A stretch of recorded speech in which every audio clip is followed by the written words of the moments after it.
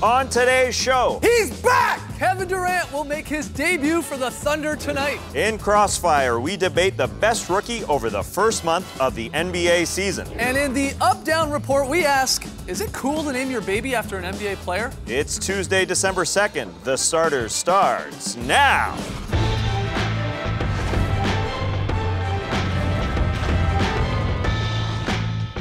Good evening, Sweet World, and welcome to The Starters. Whether you're joining us live online, listening to the podcast, or catching us on NBA TV, we're very, very happy to have you. I'm Jay Skeets, and alongside me, as always, it's Tas Melas. All is right in the NBA world once again. To my right, the Starters blog editor, Trey Kirby. Hey-o! Hey-o! And finally, it's the Aussie. It's Lee Ellis. Girls. Lee, yes, all is right in the NBA. Feels like the season has officially started. We got Crossfire coming up later. We got the Up-Down Report. But Kevin Durant is scheduled to return tonight after missing OKC's first 17 games of the season with that fractured right foot. The reigning MVP will go against the Pelicans. Now, this is obviously a huge boost for the Thunder. They're 5-12 right now. They just got Westbrook back on Friday night, and then, oh hey, here comes the MVP. Two of the top 10 players in the league back on the squad. Yeah, sitting at 5-12, just 4.5 games out of the playoff with 65 games to go. You gotta think that they're gonna get in. I mean, look at the Thunder's performance the last few years.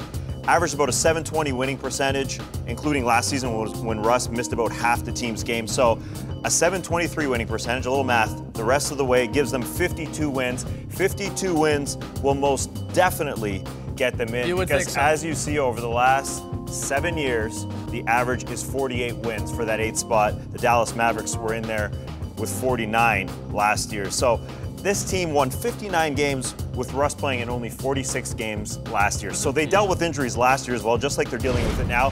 And newsflash, Russ and KD are probably going to be the best they've ever been because they're 26 years of age. It's only going to get better for them. And this team has been playing well. I mean, they've averaged that they're up at halves. Their point minus differential, their point differential is minus 2.2. But they've been up at halves. They just don't have the legs and the good players to get them over the top. They're losing their second half. So that's the way it's gone for them. I think they'll be entirely fine. Tas has been saying all along, got to give it to you, that, the Thunder will eventually get in here.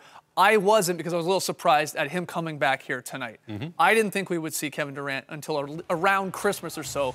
And I do wonder, and I'll throw it at you guys, what you think, and everyone listening and watching. You know, if the Thunder are, let's say, 8-9 here, 7-10 even, they're a little bit better than a 5-12 record.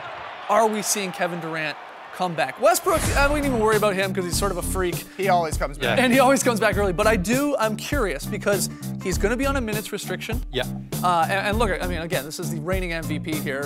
Look at the numbers. These are Jordan-esque numbers there. In Jordan's 7th year, like it was Durant, that's what he was doing, the effective field goal percentage through the roof. But would KD be back? Again, on the minutes restriction, if they didn't get off to such a slow start. I think they probably would have changed their mind a little bit. I think so too. For sure. Because if you are winning, then you don't need to, and I'm not saying they're rushing him back, but you have got a little bit more time to play with. But it's just how the schedule works as well, because they've played 17 games already. Some teams only played 15. So, you know, let's say they hadn't played that many games, maybe they have a little bit more time. I don't think they're rushing him back Well, whatsoever. I don't think they're rushing back either. 6 but to the 8 thing weeks, is, it's been 7 weeks. but weeks. they've got to cash in now while they can, because their next schedule, they've got Philadelphia after the Pelicans tonight. They've got Philadelphia, Detroit, Cleveland, and Minnesota. They've got to make sure they win those games because they can't afford to drop any of those because it gets heavier. Their schedule gets heavier at Christmas time. It definitely gives them a little bit of extra room for error coming back a little early because otherwise Durant has to be kind of perfect. If he came back around Christmas time, he would have to be perfect, have to not get hurt again, have to have no rust. He's never really come back from an injury, so it's going to be a little different to see what he's doing. I think he's coming back early because he can and because he really wants to and he does need to. Again, you know, the narrative sort of changed. We all thought, well, this is one of the best players in the world. They're going to take their time. But if we remember, I mean, the original diagnosis was about 6 to 8 weeks. It's almost 7. And he's gone through 5 full practices. He's playing basketball. I don't think they're bringing him early whatsoever. And I don't think they would be worried. You know, I sort of estimated at the beginning of the year, if they're 5-15, they're now 5-13, they would still get in if they won 70% of the rest of the way, like they have the last 3 years. That's how good these two guys are. It's a lot of pressure, though, to have to play 75% ball for an entire season. Yeah, absolutely. 70. 70, still, that's pretty tough. Not a lot of teams play 70% ball for an entire season. And again, you've got to come back and straight away win. Like they don't have any time here to drop any more games. That's what I'm saying. They've got to cash in now for where they play teams where they've got worse records. Here's the thing with Westbrook and Durant. I will lean towards what you're sort of saying here, Tass. If he's ready to go, he's ready to go, and he's going to come back. They're also gym rats, these two guys. You can't keep these guys off the floor, out of the gym. They want to play ball. They're born to do it, and they want to get out there. So, I commend them for that. They also don't seem to be worried about what the injuries they have and re-injuring them. I mean, you're seeing these weird numbers being thrown around about there's a 5% chance he could re-injure his foot. Well, they're a little worried if he's on a minutes restriction. Yeah, a tiny bit. Has led the league in minutes played for the past 5 seasons. Or is that just more of a conditioning factor as well, and less to do with the foot? I'm excited to see the impact this has on a guy like Serge Ibaka, who, when the 2 stars were out, we thought, well, he's got to carry them. He's got to step up his game. He's going to get a higher usage rate. They're going to go through him more. Can he increase his numbers? The fact is, he didn't. Really per 36 numbers were next to identical. It's not really surprising because when you got KD and Russ out there, you're just going to get easier shots. 16% of his shots this year coming within 3 feet. Compared to last year when those guys are in there, 35 or something like that percentage are in there. It's just so much attention drawn to those two guys that he can sneak in backdoor there. Obviously pick up a whole bunch of offensive rebounds. So I'm excited to see, again, Ibaka sort of get back to being the Ibaka that we know because they just make it so much easier for him. This is just an unprecedented situation. It's great, number one, that these two guys are back. Number two, there's not usually 2 guys who are the top 10 players in the league that come back at the same time. Right. I'm not worried at all that they're going to make the playoffs. If you wanted to be that sort of 8 team to sneak in, you should have built a bigger gulf between you and the Thunder. The only way this narrative changes is Durant comes back, re-injures his foot, Westbrook does something in his hand or another injury, and then we go, 5% oh, they chance. they rush. We've heard enough of the doctors who aren't doctors already. But compensation injuries do happen. You see. He's had 5 full practices. I know. Derrick Rose played a whole summer with the FIBA Team USA, and he can't stop getting hurt. Yeah, okay. We can talk about guys who are injured or not injured all day. Let's hope it doesn't happen again. It does feel like the season has sort of started here now that these guys are going to be back in the mix here, and it just makes an even interesting West even that much more interesting, especially with teams like the Nuggets playing well. Let's talk a little bit, though, on the opposite end of the spectrum, the Philadelphia 76ers. They lose again last night to the Spurs B team. Let's call it what it is. No Parker, no Duncan. It's now 17 straight losses. Philly became the 4th team in league history to open a season with 17 straight losses. They got a chance to tie the Nets here for the worst start ever.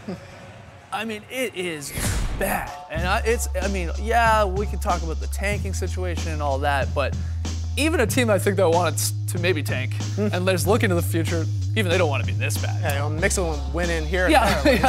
Sprinkle in a win here and there. And again, not even just the win-loss column. Offensively, it's some of the worst basketball we've ever seen. I'm looking at their next game against the Minnesota Timberwolves on Wednesday night to snap this streak. I don't think they're going to tie the worst start ever. Minnesota lost by 26 on Monday to the Clippers. They got smacked. At least the Sixers lost by 6 to the Spurs.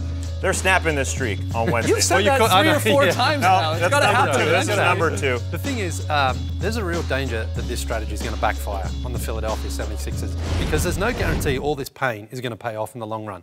I mean, you look at guys like Nerlens Noel. We've seen him. Defensively, he's a very good player. We see he's got that great presence. But offensively, he's only averaging 8 points a game. I mean, is he really the guy they're going to put the future of the franchise on and then hope next season they get Embiid back and Michael Carter? And then another pick. I'll give you a bright note. Stash pick Dario Saric was MVP EuroLeague Player of the Month last month. The youngest player to do it. I just hope that there is silver lining at the end of this because right now those players must be humiliated going out every night and losing and playing such terrible basketball. It can't get worse. It can because they can just keep on losing. They got to win at some point here. Brett Brown is positive. Brett Brown is incredibly positive. Oh, yeah, and his job seems secure. That's the end of it. All right, well, we're going to take a break. Lots more still to come. Has Andrew Wiggins been the NBA's best rookie? We'll debate that and a whole lot more in Crossfire.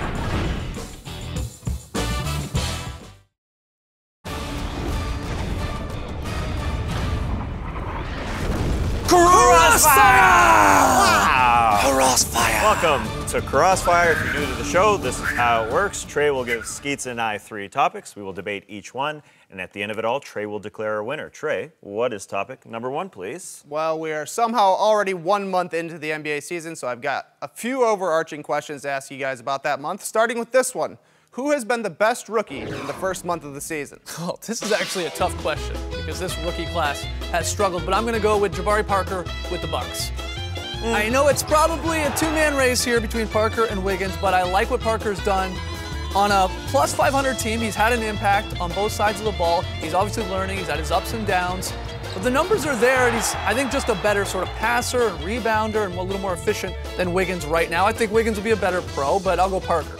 Yeah, but for all this talk about Jabari Parker being a better offensive player, I mean, he hasn't been really. They're basically averaging the same points per game. 11.9. 36-minute numbers are high. No, I mean, barely, like his points. Yeah, they're close. They're so close. And you can argue Andrew Wiggins is a better three-point shooter. His percentage is better. He gets to the free throw line more. So if they're the same offensively, I mean, Andrew Wiggins has that neck up on Jabari because he's a way better defensive player. He's shown just spurts of being a lockdown defender. Okay, I'll give you. They've been so close offensively. I'll give you Wiggins with the three-pointers, but he hasn't shot a whole lot of threes right now. No, that's Parker true. has a better field goal percentage, better at the line, free throw percentage. So I think he's better offensive. You're right about Wiggins defensively. It's too tough. The winner is probably Joel Embiid because he hasn't had to play a minute for the winless Sixers. Trey, topic 2. Second question. Through 1 month, who has been the best coach?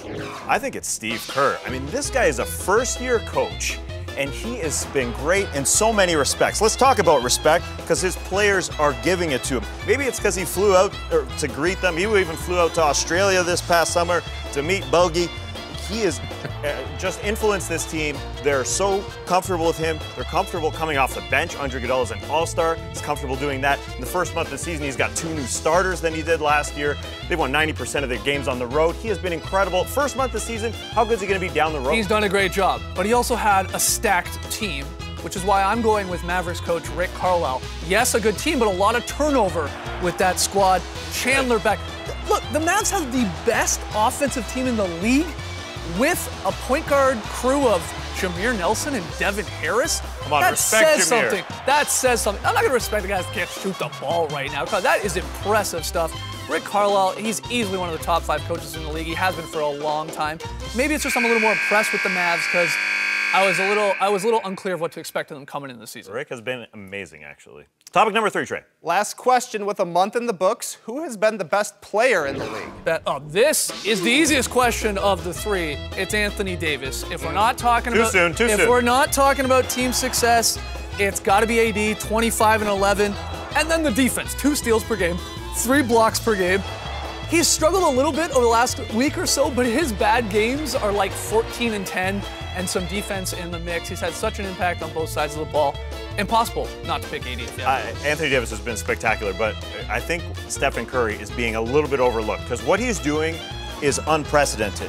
He is on the verge of joining the 50-40-90 club. Okay, that's not unprecedented, but the only 2 other point guards to be in that club are Mark Price and Steve Nash, and those guys do not shoot as much as Stephen Curry. That's what makes the 50% from the field, 40% from 3, 90% from the line so impressive because he's had to run his team and score that much. Unprecedented, though. Yep. Anthony Davis' player efficiency rating is 33 right now.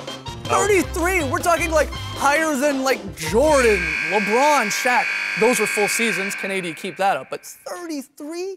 That's bonkers. That's ridiculous. Who won this bad boy? Tass has taken home the win today because team success should matter when you're talking about best player. Wow. Yeah, nice victory, nice victory. Good battle. All right, we got to take a quick break. But coming up, are we up or down on Raptors ambassador Drake sharing a laugh with Kobe? We'll debate that and a whole lot more in the Up Down Report. You're watching The Starters.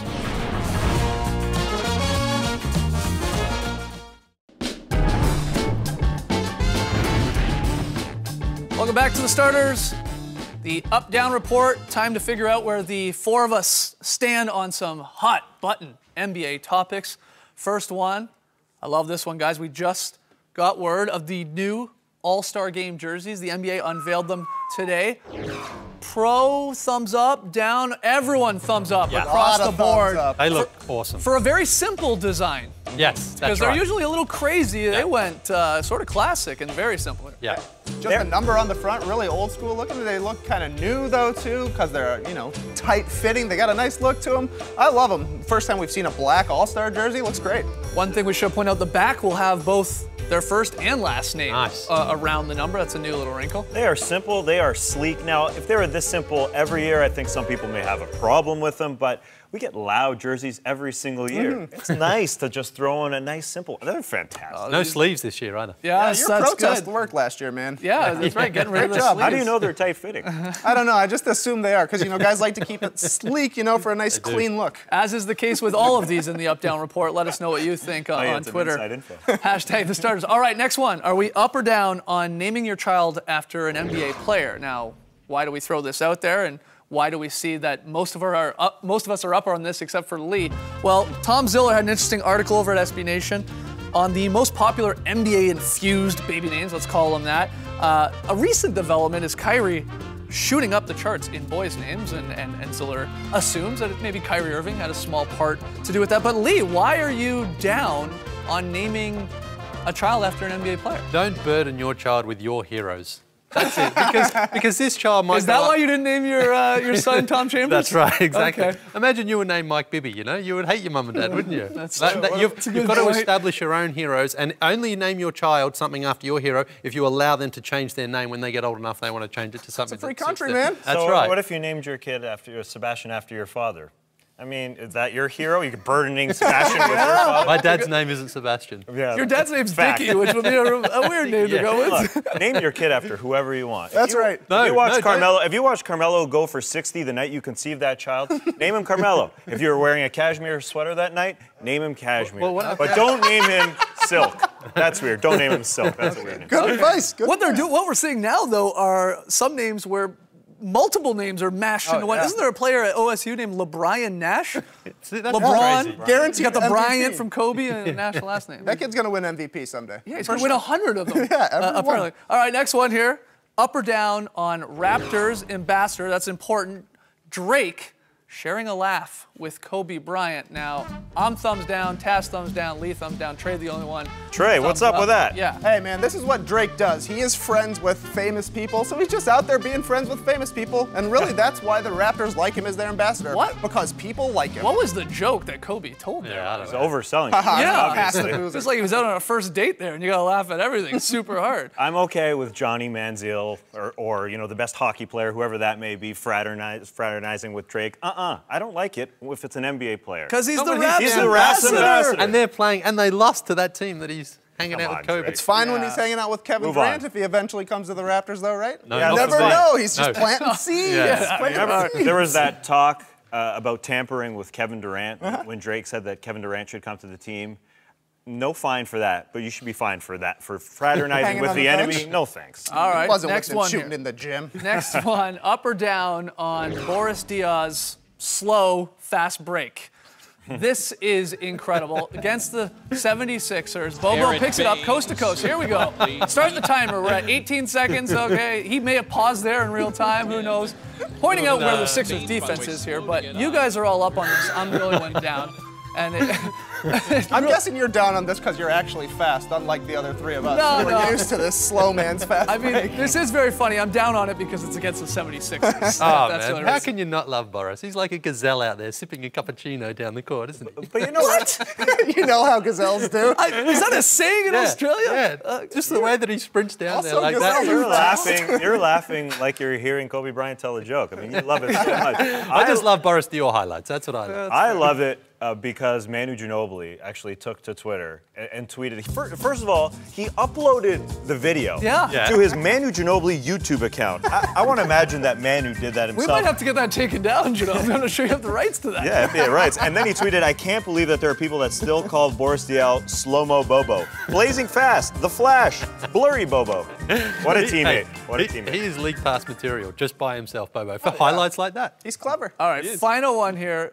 Up or down on, we'll stick with the Spurs, Matt Bonner as the new Big Red soda spokesman.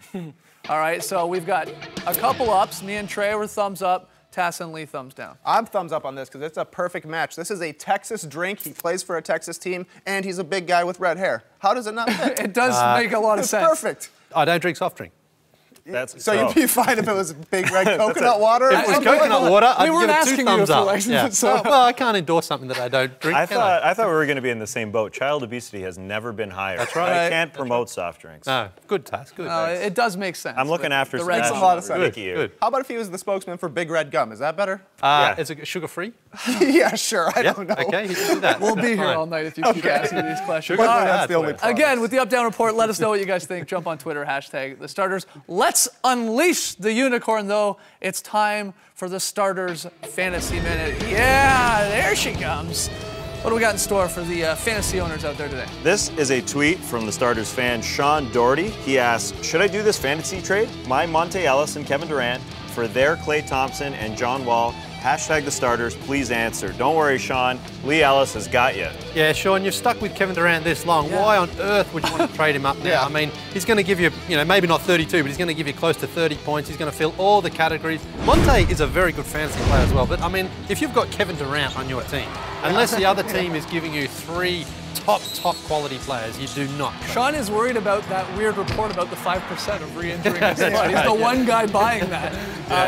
You've waited this. Yeah, I think Sean may be a new fantasy player that he has to consider that. Wow, are you just calling out fired, George? I'm just saying, because he wants some advice and maybe he's someone who's just learning the game. Look at those numbers. Look at those numbers. Yeah, are they going to be that high? Maybe not. Maybe not. Who Once knows? he gets But- going, they'll be close, I'm sure. All right. Well, thanks for the tweet there, Sean. Sorry we just ripped you apart there. If you have a fantasy question, though, let us know. Hashtag the stars. All right. Final break, but when we return, the pick and payoff results and the Spurs were playing last night. So take a wild guess who wins very solid play of the night. You'll never know. You'll never guess it. Sixers? Oh, Maybe. You got it.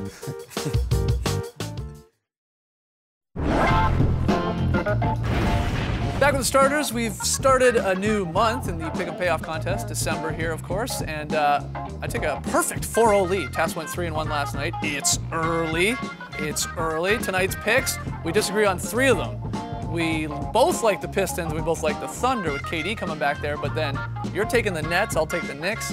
You got toilet bowl. You got the Bulls at home, I'll take the Mavs on the road. And You're betting on the Kings over the Raps? what am I, Drake here? I'm taking the Kings, and you're taking the Raps. Well, I think DeMarcus, I have a feeling he's going to come back tonight after that illness, so I will go Kings. Of course, the DeRozan injury. But look, tomorrow it's time for my payoff. Yes. Skeets lost the month of November, so what shall he do that's embarrassing on tomorrow's show? You better tune in to find out. 6 Eastern here on the starters. Eggs will not be involved, unfortunately. Oh, good. That was a messy episode, so I'm happy to hear that. All right, now we turn to Lee for the very solid play of the night, Lee. Yeah, boy. you guessed it. We're going to San Antonio. Now count the passes on this play because this is such a San Antonio Spurs play. 1, Okay. 2. Wow, what a pass. Now this one takes a little bit, but watch, it's like a pinball machine 3. after this. 3, 4, All right. 5, Slow pinner. 6, and also count the pump fakes. There's Oh, 1, pump fake party. 7, and 8, and a pump fake party, and the ball goes in. Yes, it's a perfect San Antonio Spurs play. That's what I call a very solid play. Excellently. Excellent.